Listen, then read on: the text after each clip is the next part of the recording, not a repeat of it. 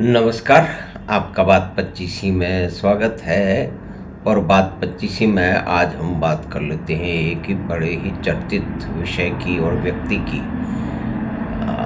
अब देखिए कि कैसी मजबूरी है कि गुंडे बदमाशों की बात करनी पड़ रही है, लेकिन भारत का मिजाज ही ऐसा है, भारत की राजनीति ही ऐसी है। और कुछ प्रदेशों में, बल्कि अधिकतर जगह कभी न कभी ऐसी परिस्थिति रही है कि गुंडे बदमाश खूब फले फूले हैं। राजनीतिज्ञों ने उनका इस्तेमाल किया है और फिर वो जब शक्तिशाली हो गए तो खुद भी राजनीति में आ गए। तो ये गठबंधन बहुत पुराना है और उत्तर प्रदेश में, यूपी में उसका, यूपी बिहार में उसका विशेष स्थान है। ऐसा नहीं है कि दूसरी जगह भी तो नहीं है।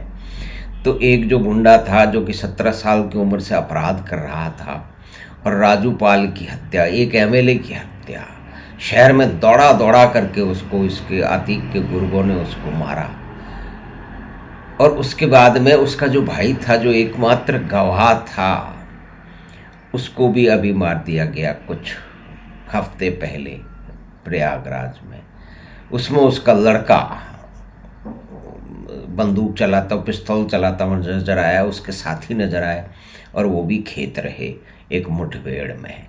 और फिर किसी राइवलरी में 3 लोगों ने आके इन दोनों को, अतीक को और उसके भाई अशरफ को भी मार डाला। उसके बहुत सारे कारण हो सकते हैं। तो हमारे देश में तो अतीक उत्सव चल रहा है, एक तरह से समझें कि अतीक के नाम पे अब वोट मांगे जाएंगे एक विशेष समूह से। क्या वो देंगे?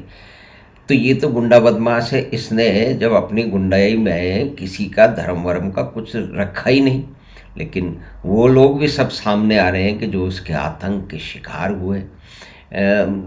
करोड़ों की ज़मीन इसने कुछ लाखों में लिखवा ली। ये कहीं भी घुस जाता था और वहाँ पे कब्जा कर लेता था। और ये व्यक्ति जो है, ये पार्लियामेंट तक पहुँच गया। तो समाजवाद और जो क्राइम है उसका एक लंबा संबंध है। यूपी और बिहार का जो भी पिछले 30-40 साल का इतिहास रहा है, उसमें समाजवादियों को नमन तो करना ही पड़ेगा कि उन्होंने किस तरह से सेकुलरिज्म लाए हैं, कि गुंडे बदमाशों को भी उन्होंने चुन चुन करके राजनीति का अपना साथी बना लिया, अपना हिस्सा बना लिया, और आगे वही बनाते चले जा रहे हैं। तो ये एक अजीब सी बात है। लेकिन चलिए देखिए, भारत के नेताओं को तो ये बीमारी है कि उनको वोट चाहिए, और वोट चढ़ने के लिए वो किसी भी सीमा तक गिर सकते हैं। लेकिन विदेशों को क्या हो गया है? बीबीसी उसको रॉबिन हुड बोल रही है, वाशिंगटन पोस्ट उसको लॉ मेकर बोल रहा है, अल जजीरा भी कुछ इसी तरह के विशेषणों का इस्तेमाल कर रहा है।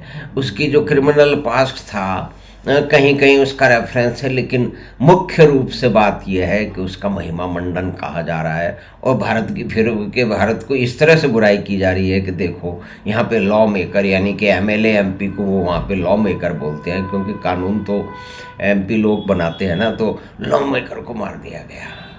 लेकिन ये सब हो कैसे रहा है? ये वो जो भारत में जो अतीक, जो उत्साह में अतीक उत्साही लोग हैं, जो अतीक के नाम को अब भुनाना चाहते हैं अपने राजनीतिक, शूद्र राजनीतिक अपने कार्यों के लिए, वही तो लोग उनके पीछे हैं। क्योंकि वहाँ पे फीड कहाँ से जाती है?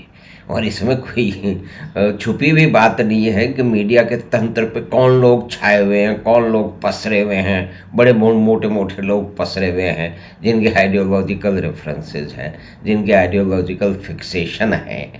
तो ये कोई भी घटना होगी इस तरह की, उसको तोड़ मरोड़ के एक अपराधी को रॉबिन हुड बताया जाएगा, और इस तरह के सारे विशेषण इस्तेमाल करके उसके सहानुभूति का कर दिया जाएगा। अब एक और भी जो है ना, वो तो बहुत लंबी चौड़ी लिस्ट है। अभी एक और बदमाश था जो कि इसको पर इनामी बदमाश था, वो भी मारा गया, कुछ दिन पहले ही मारा गया। अतीक राणा उसका नाम था, आदित्य राणा उसका नाम था। लेकिन उस पर कोई बातचीत नहीं है। उसकी हत्या के कारण जो है ना, वो कानून की हत्या नहीं हो गई, समाज की हत्या नहीं हो गई, देश की हत्या नहीं हो गई। अब देखिए किस किस तरह के विशेषण कर रहे हैं। तो ये एक छोटी सी बातचीत हमने की कि जिस तरह का जो जो विष है भारत के समाज में बहुत सारे लोग बरते रहे हैं, और वो गुंडे बदमाशों को, अपराधियों को, जिन्होंने दुर्दांत अपराधी हैं, जिन्होंने सड़कों पे लोगों को दौड़ा दौड़ा के मारा है, जिन्होंने संपत्तियां की हैं। मतलब आप देखिए कि इस व्यक्ति, इस अपराधी की 12,000 से करोड़ के अधिक से संपत्ति है, और ये रहस्यमय परिस्थितियों में मारा गया। तो इसमें बेनामी संपत्ति का बड़ा चलन है भारत में, तो किसी के पास होगी तो उसके ऊपर कोई नज़र नहीं डाल रहा है। वो सारे के सारे कह रहे हैं कि क्या करते, कि गोली क्यों नहीं चलाई, तो सारे वहाँ इतने सारे प्रेस रिपोर्टर थे, गोली चला देते हैं तो उसमें से कुछ और मर जाते। लेकिन ये एक बहुत ही घटिया किस्म का, बहुत ही निकृष्ट किस्म का ये विमर्श है।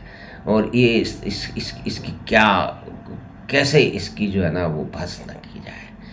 आप और हम अपने ड्राइंग रूम में बैठ के आपस में बहस करते रहेंगे, लेकिन जो हमारे जो राजनेता हैं उनको तो ये बड़ा मुफीद है, उनके लिए बड़ा फ़ायदेमंद सौदा उनको लगता है कि वो इस तरह के गुंडे बदमाशों को अपनी पार्टियों में लेते हैं, उनको टिकट दिलवाते हैं, उनको पार्लियामेंट में और विधानसभाओं में पहुंचाते हैं, और उनके गुंडई और उनके नाम पे जो है ना वो वोटों की वर्षा करवाते हैं।